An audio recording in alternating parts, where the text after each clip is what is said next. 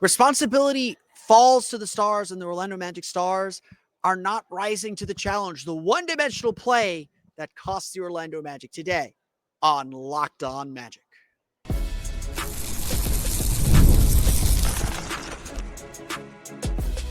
You are Locked On Magic, your daily Orlando Magic podcast, part of the Locked On Podcast Network, your team every day. And you are indeed Locked On Magic. Today is January 9th. It will be January 10th, 2026. My name is Philip Rossman-Reich. I'm the senior writer over at OrlandoMagicDaily.com, credentialed member of the Orlando Magic media since the 2012 season, coming to you today from the Kia Center. On today's episode of Locked On Magic, quite simply, this ugly, ugly basketball game came down to the Stars, came down to who was going to figure out how to solve a defense, and the Philadelphia 76ers solved it, and the Orlando Magic didn't. A clear definition of where the Magic are coming up short, plus why consistency remains elusive. We'll get to that coming up here in just a moment. But first, we want to thank you again for making Locked On Magic part of your day every day. No matter when you listen to us, whether it's first thing in the morning, whether it's right when we upload, we truly appreciate you making Locked On Magic part of your day every day. You can make Locked On Magic even bigger part of your day by being one of our Orlando Magic dailies. That means you're an everydayer, listening 5 days a week, listening on weekends when we do weekend episodes for weekend games like today, making us part of your regular podcast rotation, making us your first listen of the day. We want to thank you for being part of our great Locked On Magic community, and we want to thank you for helping make the Locked On Podcast Network the #1 sports podcast network. It's your team every day. Today's episode of Locked On Magic is brought to you by FanDuel. Before tip-off, check the FanDuel app and see what's dropping during NBA Happy Hour every Friday from 6 to 7:30 p.m. Eastern Time. Before anyone accuses me otherwise, I feel it too. So I want to, we'll get to the point here, but I feel it too. There is an obsession with Paolo Banchero. Like, he's a star. All eyes are on him. He's getting a max contract that starts next year.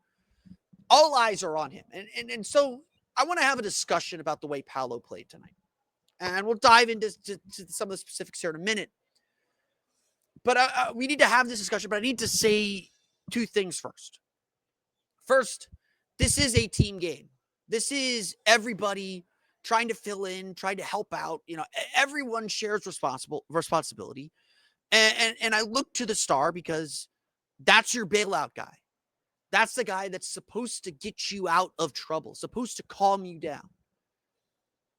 And in this game that featured the teams combining to shoot 8 for 57 from three, where neither team shot particularly well. The Sixers at 41.1%, the Magic at 40.9%. Everyone has responsibility. But in a close game in the fourth quarter, in a game that was a 1-point Magic lead to half, they were down 4 after 3 quarters. Entering the fourth quarter down by 4 with everything still in front of you, this game literally came down to the whole winning time stuff that I hate, that I despise, that doesn't fully define a game, but we also cannot deny is part of this game. You sign your stars because they are the ones who can beat any defense you throw at them. You sign and invest in your stars because they're the ones that carry you when things get hard. And this is where we need to talk about how one-dimensional Paolo's game is right now. Because in the fourth quarter, Paul George, who shot 0 for 7 from 3, attacked the basket, got to the rim, beat poor defenders, frankly, like Jet Howard was in the game, like he attacked the Magic's bench players, and quickly put the Sixers on top. Sixers, again, were up 4 entering the fourth quarter. In the fourth quarter alone, Paul George just took over. Just no other way to describe it. He has scored 10 of his 18 points, 5 for 9 shooting. 3 of those misses were threes. All came in the fourth quarter. And he scored half of their 20 points in the fourth quarter. That's what gave the Sixers a double-digit lead. That's what helped them push the lead out to 8.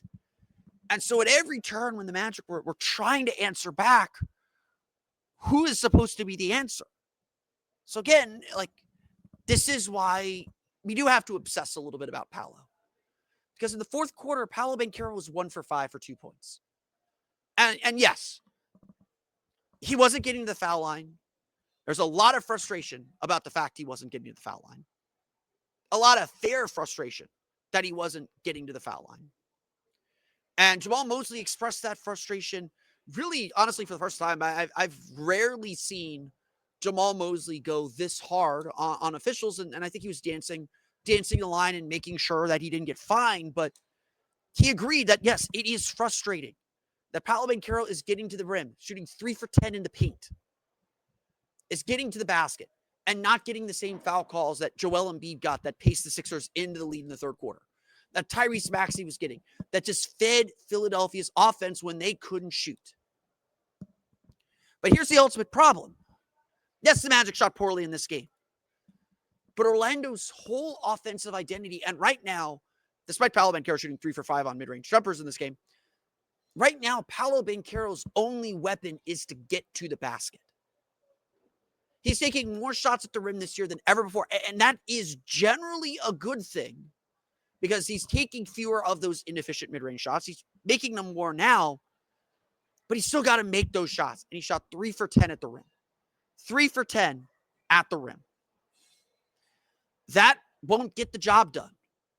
That won't put the Magic in a position to win games. That is why people are skeptical of Paolo, because we're all looking for how he's going to impact winning. And look, this is a pro Magic blog, a pro Magic podcast. And I see these comments every time I do these episodes, like criticizing Paolo or pointing out some of his weaknesses. These are criticisms for sure. These are challenges too, because the Magic need Paolo Banchero to be great. In a game like this where nothing is working, where so little is functioning, that's when you lean on your stars to be great. And Paolo Banchero shooting 6 for 18. And again, Tyrese Maxey was 10 for 22. Not significantly better from the field. 10 for 22 is 45.5%. 6 for 18 is 33.3%.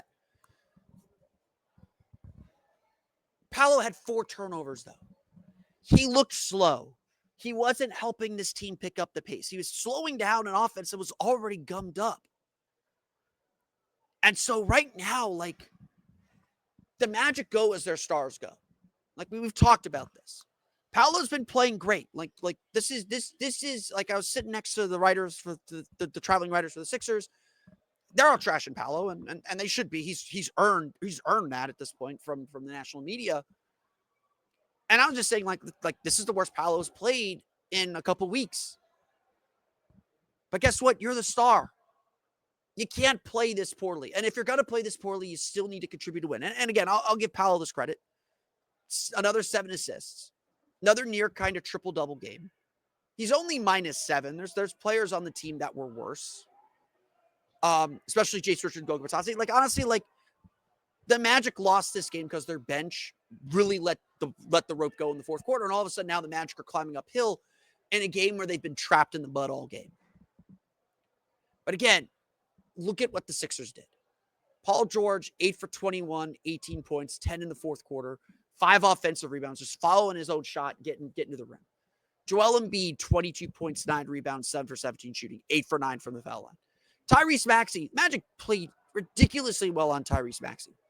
He still ends up with 29 points, 10 for 22 shooting, 3 for 8 from 3, including a dagger 3 that made it a 15-point game late in the fourth quarter.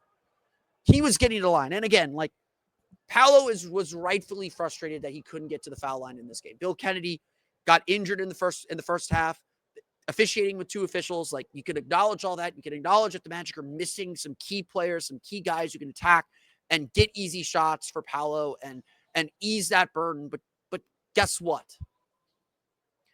You signed up to be a star. Like, you're talented. We all understand the talent and potential that Paolo has. And if this was a 1-game thing, we could just shrug our shoulders and say, well, that's a bad game. But it feels like every fourth quarter now, we see Paolo and the Magic play the way that they played, offensively at least, throughout this entire game. Slow, sluggish, late to rebounds, turning the ball over in silly ways at times. Paolo had a turnover where it wasn't even a turnover, it was an almost turnover, where he tried kicking back out and the ball just died. It's just like he didn't put enough force behind the pass to get it to where it needed to go. And again, like, my biggest challenge to Paolo Banchero right now, my biggest challenge for Paolo is you're the team leader. You set the tone for everything. The energy, the speed, the tempo. Everyone is taking their cues from you. And unfortunately, right now, like, this is the challenge, and I think this is what the Magic either have to help Paolo understand, or they need to just challenge him directly and say, like, hey, if you want to win, this is what you need to do for your teammates. Forget the coach. Forget all the noise. Forget all that other stuff. This is what you need to do. No one needs to question your energy. No one needs to question your poise. No one needs to question your precision. No one questions his talent. It's all the other stuff everybody's been questioning. And unfortunately, in this game, once again, frustration won. Paolo disappeared a little bit in the fourth quarter, and the Magic disappeared with him.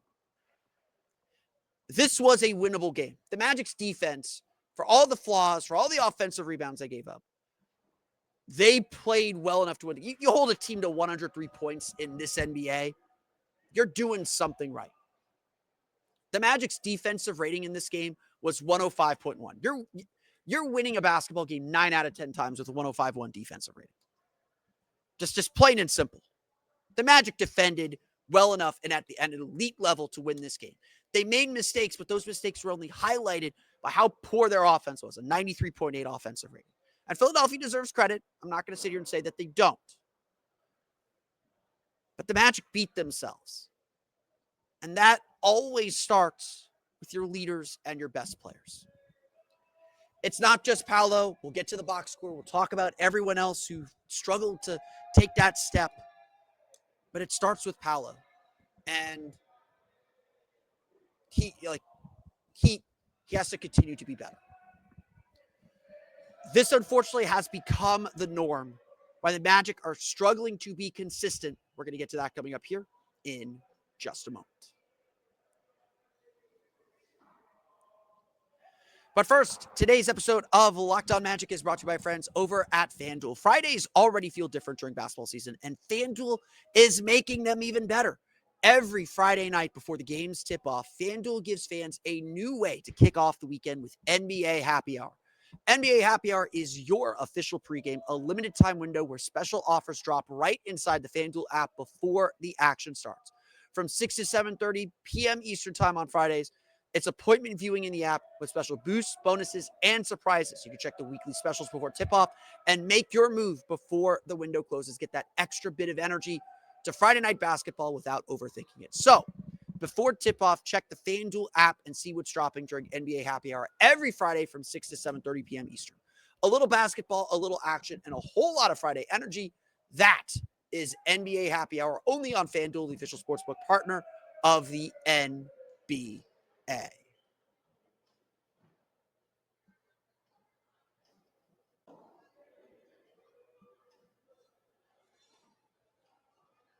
We want to thank you again for making Locked On Magic your first listen of the day. And thank you for making Locked On the #1 sports podcast network. If you haven't already, go check out our new Everydayer Club. With the Everydayer Club, you get access to our members-only Locked On Everydayer Club Discord server, which includes a group chat just for Locked On Magic fans. You can interact directly with me, and hopefully very, very soon as we build our community, interact with other Locked On Magic fans, create a robust Magic community.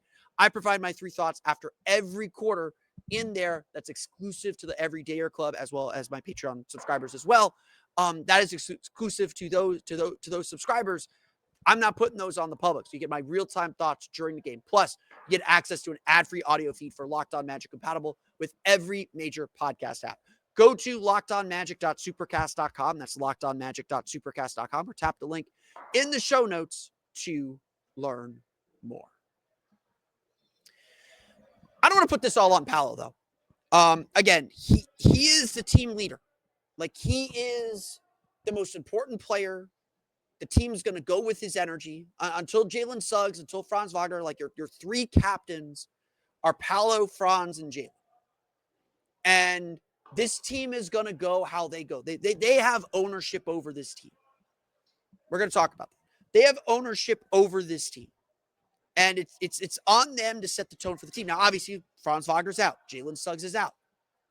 And that puts a lot of the pressure on Paolo. That doesn't absolve Desmond Bane. That doesn't absolve Anthony Black. But, like, yes, you take your cues from your best players. And look, Desmond Bane is determined. He is hard-nosed. And honestly, like, effort wasn't the problem tonight. This wasn't Tuesday night against Washington. But here is the issue. Here's the one thing that Jamal Mosley hasn't been able to figure out. And again, to me, effort is about the players. Effort is the only thing a coach can't control. And effort wasn't the problem again tonight. But the Magic just keep tripping over themselves. And yeah, coaching's part of the problem. You know, I don't want to absolve Jamal Mosley. I know it's popular to pile on Jamal and pile on Mose right now. It is partly his fault. They should have been quicker with timeouts tonight. They should have been quicker going back to starters when that bench group was struggling in the fourth quarter. They should have been trying to tweak some things offensively to get easier shots, to get the ball to pet spots. Too much time was spent just like dribbling with the ball at the top of the key. And look, some of that is personnel right now. The Magic don't have the bodies and don't have the players to attack, but that should also mean you shift your strategy. You can't run the same stuff if you don't have the personnel for it. You need to shape your strategy and your game plan to the personnel you have available. And you know Franz is out. You know Jalen's out. None of these problems are new. And that is the frustrating thing. We could clearly see this team is good enough to get these wins. They're good enough to win in Washington. They're good enough to win tonight. But consistently, it is the Magic getting in their own way. And yes, that is a sign of a team that is not being coached properly. That is the sign of a team that messages aren't resonating or they're just not executing, and it's on the coach to make things easier. So, yes, it's good that it is good that the Magic aren't losing a ton of games in a row. They're 7-8 over their last 15 games. They have gone loss-win every game. They've alternated wins and losses for the last 13. They're not losing ground. You know, even tonight, yes, they lost ground on the Sixers tonight. They're a game and a half back of the Sixers for fifth. They fall back to whatever place they're in. We're not going to do standings update right now. Toronto lost to Boston, if I'm not mistaken. So, like, they're still in the race. They're not out of anything yet. And the difference between this year and last year was when this happened, the Magic lost five straight. And that put them out of the race for 4 and 5. That put them in the race for 7 and 8. That made them have to rally to get to 7 like they did last year. That's not happening this year. And so they deserve, like, the team deserves credit for that. Now, my tune is going to change if they lose Sunday. It makes stopping the bleeding so important. And we're just simply here asking, like, why are you bleeding in the first place? What keeps cutting you? I don't want to get flagged. What prevents you from being the best version of yourself every single night? And, like, I asked Jamal Mosley that directly. Like, I asked him, like, what is driving this inconsistency? How do you find consistency? And, you know, he deflected like he tends to do and says, like, that's a really good question. It does come down to will. And will is something that has to come from the players. Now, confidence comes from A, execution, and B, being put in a place to execute. And look, they're not firing Jamal Mosley till after the season. If that's going to happen, that's going to happen. It certainly feels like we're trending in that direction, that the Magic have kind of hit their ceiling. Things aren't resonating as well. But I would also argue that, yes, let's wait until they have Franz Wagner back. Let's wait till they have Jalen Suggs back and take a look at the big picture. The team's not out of anything. As dire as everything seems right now, the Magic are still 500. They're not statistically a 500 team. They're not playing like a 500 team right now, but they're still 500. They're still treading water. They're still holding their ground. They know these problems exist. They know that they are statistically one of the best teams at not turning the ball over. They can't explain why they turned it over 19 times for 20 points. They know they are still top 10 in the league, I believe, in defensive rebound rate. Maybe that's changed. They can't explain why they give up 21 offensive rebounds and 20 second chance points or 22 second chance points. They can't explain why they are struggling and why they are failing to do things that they are supposed to be good at. At least they're defending again. 2 straight solid defensive games, even if they couldn't score, even if they couldn't make a shot to save their lives. But again, it comes down to faith and confidence. And the reason why this team is so inconsistent is you do feel that, oh, here we go again feeling. You do kind of sense there's a lack of faith, a lack of confidence. And again, I think some of that does come. Again, some of that is certainly Jamal Mosley needs to change some things, needs to adjust what he's running, find pet plays, create some more structure, do something that will force this team to do easy things, to do easy shots. Because right now, when things get hard, and you can listen to our friends at Locked On Cavs, they're dealing with a lot of the same issues.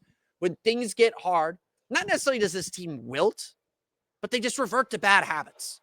They revert to their worst selves, which can still function, can still do things, can still give them a chance because they're so talented. But it feels like they're banking on that talent rather than banking on their faith and their trust. And again, that's what Philadelphia had tonight. This isn't just a Paolo thing. This isn't just a Mose thing. This is the whole team trying to find themselves. Philadelphia right now is in a good spot. Like you could tell, like everyone understands their role. They know what they're good at. And when things got hard tonight, they dumped the ball to Embiid. And he got them a shot, got them a basket, and the Magic couldn't really stop it. In the fourth quarter, they gave the ball to Paul George. He caught the hot hand. They kept going to him. Magic couldn't find that. In fact, it felt like at every opportunity the Magic had to expand their lead because they led the entire first half. They led by 8 late in the first half, or led by 5 late in the first half. Gave up a 6-0 run, gave up a 7-0 run, whatever it was, and needed a layup at the buzzer essentially to take a 1-point lead at the half. Every opportunity the Magic had to take control and expand their lead ended because of a string of turnovers. All self-inflicted wounds. Again, Philadelphia's defense was good tonight. I'm not going to take anything away from them, but it felt self-inflicted. To a missed open 3 or just an ill-advised 3-point shot, like them going for a kill shot or a heat check or whatever it was. It was always the Magic getting in their way. And again, like the one thing we never questioned about Jamal Mosley teams, about this team over the last 4 years, was their effort, their precision, their energy, their commitment to each other. And unfortunately, like right now, and like this is the problem that needs to be fixed. And it's all decisions. It's all the players deciding we're going to fix this. We're going to be better. We're going to be smarter. We're going to be aggressive. Anthony Black even said it. Fourth quarter struggles right now because the Magic scored another 12 points in the fourth quarter. Fourth quarter struggles right now are about us being afraid to lose. We're playing not to lose. It's not rocket science. It really isn't. There are things that, yes, Jamal Mosley has to do to make things easier for this team. I do think this is where we're starting to see the Magic hit their ceiling with Mosley. And again, like it feels inevitable. Change isn't coming until the offseason. Change is certainly not coming until the Magic are healthy. Like Franz Wagner is, if I had to guess, Franz Wagner will either be back Sunday or Thursday. And I would bet Thursday more than Sunday. But it feels like both Franz and Mo are on the way. Like the team is talking like reinforcements are here. Are like we just got to hang on for a little bit longer. And look, Orlando's 7-8 since Franz Wagner got hurt. They've hung on. They can't do much else, but they've hung on. The Magic need to recommit to themselves. And maybe you're like, I hate to say it, this trip to Europe is going to make or break them. I'm going long here, but this trip is going to make or break them. I'm not overlooking Sunday's game. They got to win Sunday's game. They cannot lose to the Pelicans. Pelicans got a nice win against the Wizards. Go listen to our friend Jake Madison with Locked On Pelicans. The Magic have to win that game. And frankly, like, they need to look better and look livelier and look, they need to use this trip to come together, to find themselves, to find each other. And from there, they can take off. They got a couple games against Cleveland. They got, they got some big games coming up. From there, they can take off. But, we've been saying this forever. They're treading water right now. And that's good. It's not good enough. And it's not the standard that they've set for themselves. Let's dive into the rest of the box score then. We'll get to that coming up here in just a moment. But first, today's episode of Locked On Magic is brought to you by our friends over at BetterHelp. As we roll into the new year, there is a lot of pressure to chase a new you, but sometimes it isn't about reinventing yourself. It's about feeling a little less weighed down. Therapy can help you understand what's been holding you back by giving you an outside perspective on your emotions, motivations, and relationships. That's why BetterHelp can be such a helpful place to start. Their therapists are fully licensed in the U.S. and work under a strict code of conduct. They help match you with therapists based on your needs and preferences, so you're not doing all that legwork on your own. And if match isn't the right fit, you can switch to another therapist from their tailored recommendations at any time. BetterHelp has served more than 5 million people with more than 30,000 therapists, and live sessions average a 4.9 out of 5 rating across more than 1.7 million client reviews. BetterHelp makes it easy to get matched online with qualified therapists. Sign up and get 10% off at betterhelp.com/lockedonnba. That's BetterHelp, HELP.com/lockedonnba.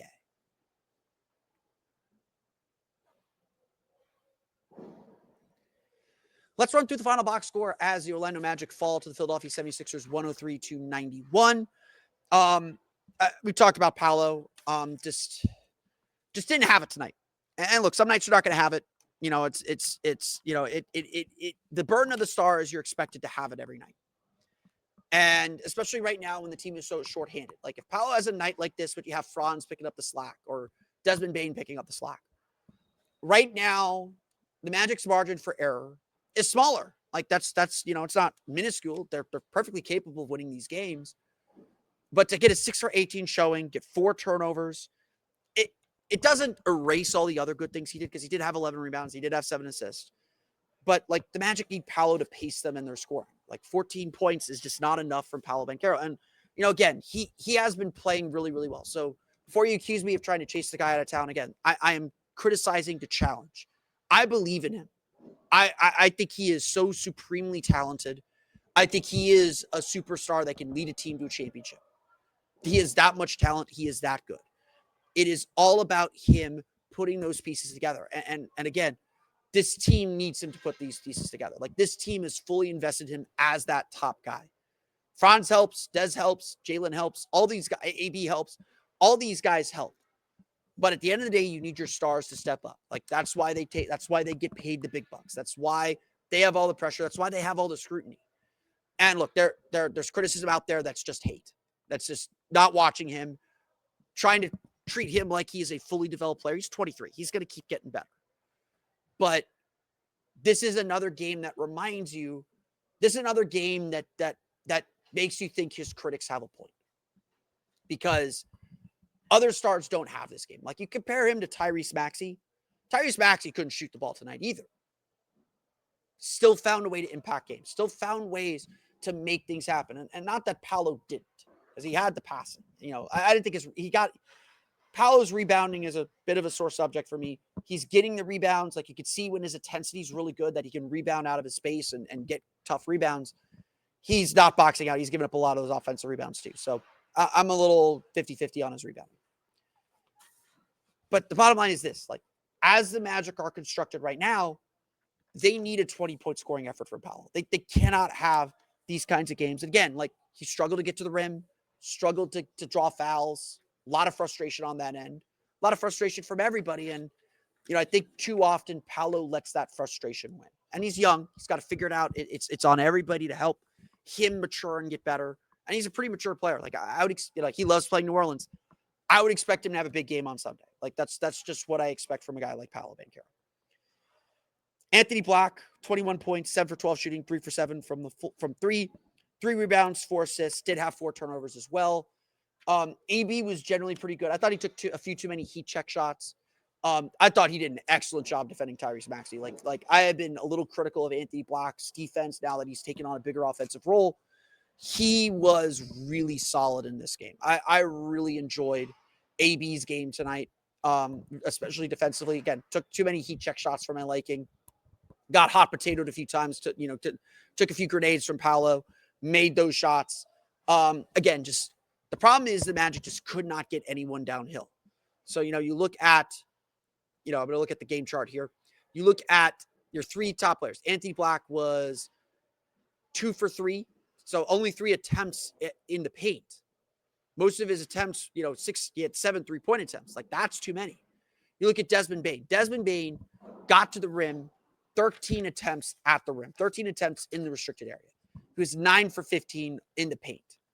That's pretty good. That is an aggressive Desmond Bane. And look, I think Desmond Bane was 23 points, 9 for 19 shooting, 0 for 3 from 3. Desmond Bane knew he didn't have it going from 3. He didn't settle for 3. He kept going to the rim. And I appreciate that about Desmond Bane. But I think if there's one thing that we have learned about Desmond Bane through 39 games into the season now, I think the one thing we've learned about Desmond Bane is that he can be spotty as a driver. And it's good that he can do that because the threat of his 3-point shot is still very, very real, even though he hasn't had a great 3-point shooting season. His ability to drive, when he is driving and making shots at the rim with consistency, he has big games. The Magic play really, really well. When he struggles with that, and he had his ups and downs in this game, he got going late in the fourth quarter, gave the Magic a little bit of life after they fell down by 15. When he doesn't, it slows the offense down because, again, all the Magic can do is get to the rim. All the Magic have offensively is getting to the rim, getting to the foul line. And when they don't do that, they really, really struggle. Magic got 13 points, 6 for 13 shooting, 1 for 6 from 3, 8 rebounds from Wendell Carter. He also had 4 turnovers. They'd have 3 blocks as well. Dell gets all these touch fouls. He tries so hard to avoid those touch fouls against the big centers like Embiid and Jokic, but he gets tagged for them a lot. Wendell Carter's success, if he's going to take 6 threes, he's got to make 2. He's got to make more than 1. Sixers were leaving him open. Those are shots that you trust Wendell Carter to make. He's one of the best 3-point shooters on the team. Some of this game was just make or miss shots. Like both teams missed shots and missed quality 3-point looks. Orlando missed a lot of quality 3-point looks. Like we'll look at the numbers tomorrow, but I am sure there'll be a lot of wide open threes that the Magic missed.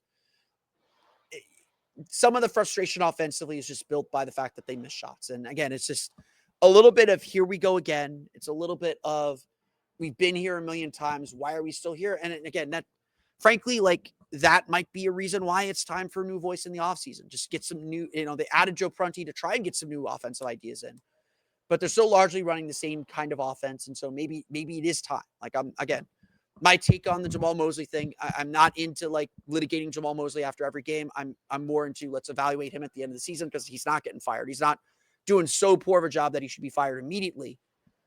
But like there is plenty of evidence. There's plenty to suggest that like, yeah, maybe it is just time. Maybe we have hit the ceiling. Maybe the voice isn't resonating as much. Maybe they just need a different idea of how to run their offense and hopefully maintain their defense. So that's kind of my take. Well, I do think we evaluate that at the end of the season. We'll talk plenty about that in late May, hopefully, or early June. Maybe it'll be early June, and the whole tune will change. Magic just got nothing from their bench. And that to me was really the difference in this game. Jace Richardson had 9 points, 4 for 6 shooting, 1 for 4 from the foul line, left a lot of points on the line. That's just not excusable for him. But Goga Bitadze, only 2 points, 3 rebounds. Jamal Cain or Jonathan Isaac had 4 points. No one else scored. So just 15 points off your bench. Andre Drummond had 7. Quentin Grimes had 6. Jabari Walker had 2. Adam Bona? No. Jabari Walker had 2. Jared McCain had 2. Philadelphia didn't get very much from their bench either. So that didn't kill you. It just came down to like who's going to make the plays, who's going to make the shots. And again, Paul George did in the fourth quarter.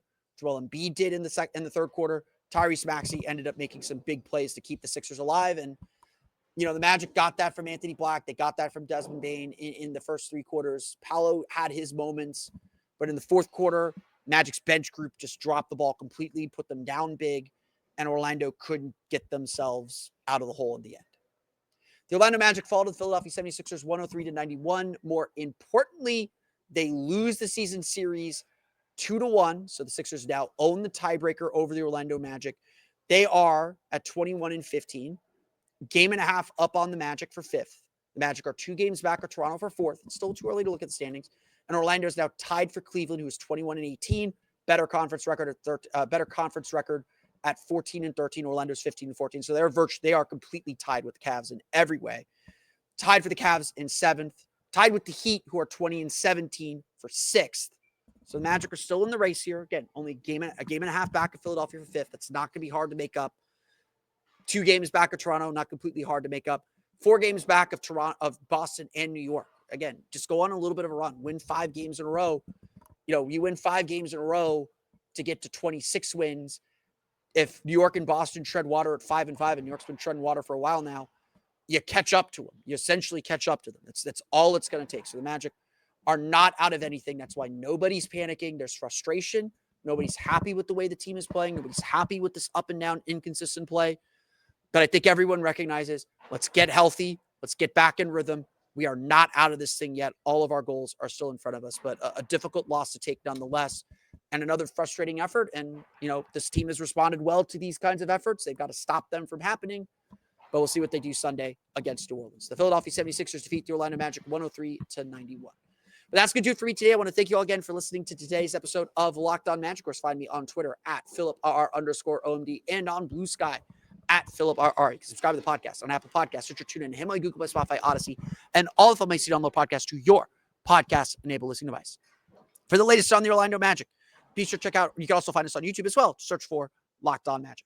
For the latest on the Orlando Magic, be sure to check out OrlandoMagicDaily.com. You can find us there on Twitter at OMagicDaily. And for even more Orlando Magic content, be sure to check out my Patreon page, Orlando Magic Hub, at patreon.com/Orlando Magic Hub. There you will get an exclusive article every Monday through Friday, my newsletter style that I'm doing with that. You get an exclusive article there, as well as you support me as I cover this team. I am using the funds that I get from Patreon to help fund my travel for the playoffs, for road trips during the latter half of the season. I'm not going to Europe. Can't go to Europe. I have to cover UCF Arizona during that trip, but I am planning some trips in March, and the Patreon helps me fund that as well. So thank you all for your support on the Patreon page, as well as with our new Everydayer Club. You can check out, again, the Everydayer Club and get access to our members-only Discord there, as well as the ad-free episodes of the podcast. Head to lockedonmagic.supercast.com to join the club, or head to patreon.com/Orlando Magic Hub to support my Patreon there. For those of you on video, we're going to send you to the first ever 24/7 national NBA YouTube channel. On audio, make sure you make your second listen NBA Game Night on Locked On NBA, where I'm sure they will chat a little bit about this game. But until then, for Orlando Magic Daily and Locked On Magic, this has been Philip Ross. We'll see you all again next time. We'll see you all Sunday afternoon, Sunday evening. I'm going to be a little later because I cover UCF basketball. They got themselves ranked, so I will be at UCF on Sunday, but I will be watching the Magic Pelicans game. Maybe we get some good news. Maybe that is the return game for Franz or Mo Wagner. It is certainly in the cards. A little skeptical. I think it's more likely they return Thursday in Berlin, but we're very, very close on them. We'll have a complete recap of that game and everything that's coming up next for the Orlando Magic on Sunday's episode of Locked On Magic. But until then, for Orlando Magic Daily and Locked On Magic, this has been Philip Rossman-Reich. We'll see you all again next time for another episode of Locked On Magic.